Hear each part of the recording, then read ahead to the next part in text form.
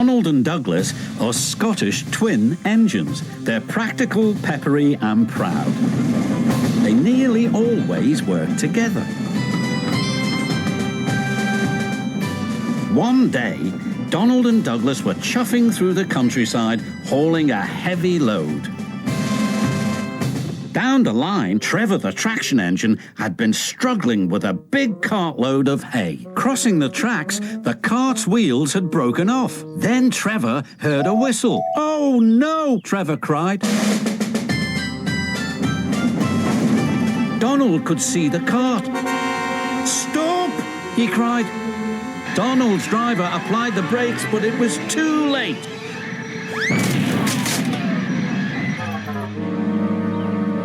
Luckily, no one was hurt. "Stop being pushy," Donald snapped. "Don't call me pushy," Douglas snapped back. "You shouldn't have pushed me into the cart," huffed Donald. "You pulled me, you mean," argued Douglas. "Didn't he?" Did, no. Did too."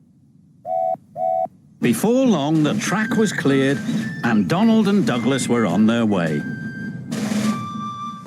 But the twins were so cross, they refused to speak to each other for the rest of the day.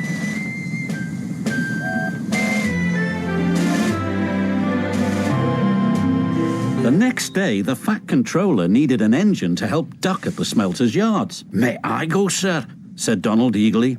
"I only need one engine," said the Fat Controller, "not two." "I'm only one engine, sir," said Donald, "and I would like to work with Duck." The Fat Controller was surprised, but agreed. Thomas was worried. "Won't you miss one another?" he asked. "I know I'd miss Annie and Clarabelle." "I'll work better on my own," sniffed Douglas. "I have work to do," huffed Donald. At first, Donald enjoyed working with Duck. Then, things started to go wrong. "Did you shunt those trucks onto the other line?" Donald asked. "You said you wanted them on the other line," Duck replied. "No, that other line. The other line." Donald was cross. "Douglas would have known what I meant," he huffed. Douglas was working on his own. He chuffed dutifully through the beautiful countryside. But Douglas had no one to share it with. Although he tried not to, he was beginning to miss his twin. That night, Douglas's driver took him to visit Donald.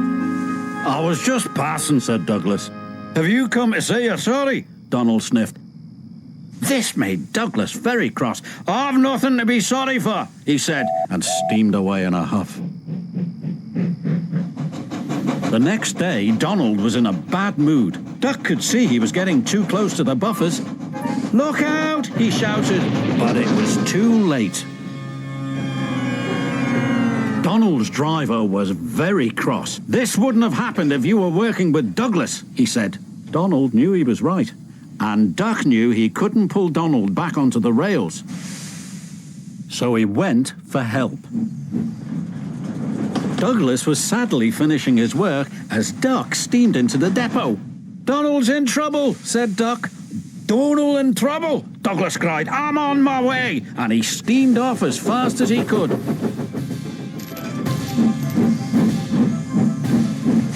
Douglas struggled and struggled.